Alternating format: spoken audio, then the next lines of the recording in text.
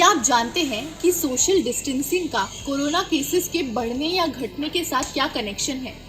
क्या आपको ये पता है कि एक कोरोना पॉजिटिव इंसान 2 से 3 लोगों को इन्फेक्ट करने के लिए कैपेबल है? और तो और ये 30 दिनों में यानी कि 1 महीने में 406 लोगों को इन्फेक्ट कर सकता है।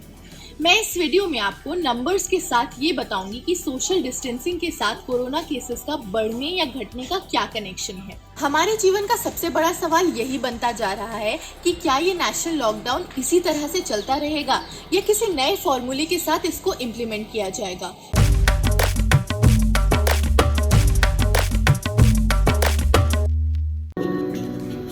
এখন আর কেউ আটকাতে পারছে না। दिल्ली में धारा 144 लगी हुई है। मुंबई की आबादी 2 करोड़ की है और यहाँ पर पुलिसकर्मी है। मुंबई पुलिस के पास पुलिसकर्मी है। यहाँ से कोई आदमी बाहर नहीं जा सकता। सबसे पहले जानते हैं आंकड़े कि कैसे सोशल कांटेक्ट के कम होने से कम फैला कोरोना वायरस।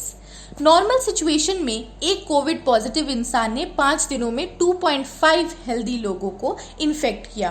बढ़ते बढ़ते 30 दिनों में ये आंकड़ा पहुंचा 406 तक।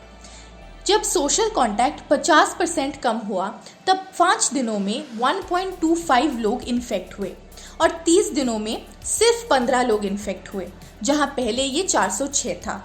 इसके बाद सोशल कांटेक्ट 75% कम होने पर सिर्फ 0.625 इंसान इन्फेक्ट हुए 5 दिनों में और 30 दिनों में यानी 1 महीने में सिर्फ 2.5 लोग इन्फेक्ट हुए। India, China, France, Italy, UK, Poland, New Zealand जैसे कंट्रीज ने दुनिया के सबसे लार्ज स्केल और रेस्ट्रिक्टिव लॉकडाउन्स को इम्प्लीमेंट किया। अब मैं आपको कंट्री वाइज ये बता दूं कि लॉकडाउन के पैटर्न के हिसाब से कोरोना वायरस केसेस का कम होने का फायदा कहां और कितना हुआ। संपूर्ण देश में संपूर्ण लॉकडाउन होने जा रहा है।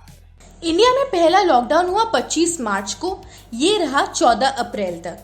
हर किसी का यही सुझाव आता है, नागरिकों की तरफ से भी यही सुझाव आता है कि लॉकडाउन को बढ़ाया जाए। उसके बाद दूसरा लॉकडाउन 15 अप्रैल से 3 मई तक। अर्जेंटीना में लॉकडाउन हुआ 20 मार्च से 31 मार्च तक। उसके बाद 1 अप्रैल से 12 अप्रैल तक, फिर 13 अप्रैल से 26 अप्रैल तक भी और अब 10 मई तक। डेली केसेस को टैली करें तो 15 अप्रैल को सबसे ज्यादा यानी 294 केसेस सामने आए। फ्रांस में 17 मार्च से टोटल लॉकडाउन है।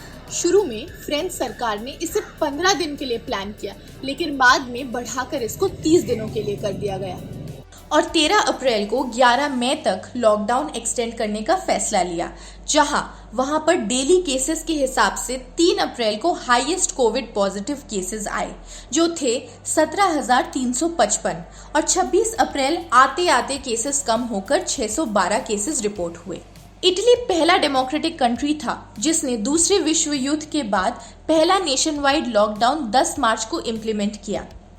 1 अप्रैल से 13 अप्रैल तक और फिर 3 मई तक एक्सटेंड किया गया लॉकडाउन। 22 मार्च को इटली ने सबसे ज्यादा कोरोना के केसेस देखे थे जो 6,557 थे।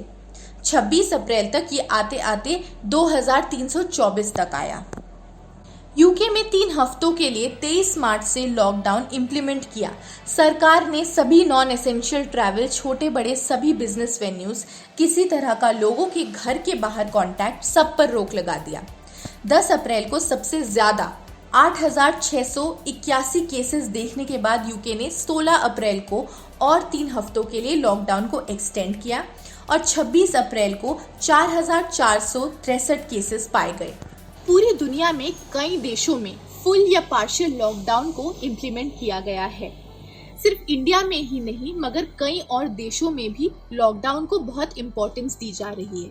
इन आंकड़ों को देखकर ही हमें ये पता चला कि लॉकडाउन से कोरोना वायरस केसेस दिन के हिसाब से काफी परसेंटेज से कम भी हुए हैं। आपको क्या लगता है, प्रैक्टिकली अगर हम एक कलेक्टिव वे में लॉकडाउन को बढ़ाएं तो क्या ये इफेक्टिव रहेगा और हम कोरोना को हरा पाएंगे? मुझे कमेंट सेक्शन में जरूर बताइए। एबीपी न्यूज आपको रखे आगे।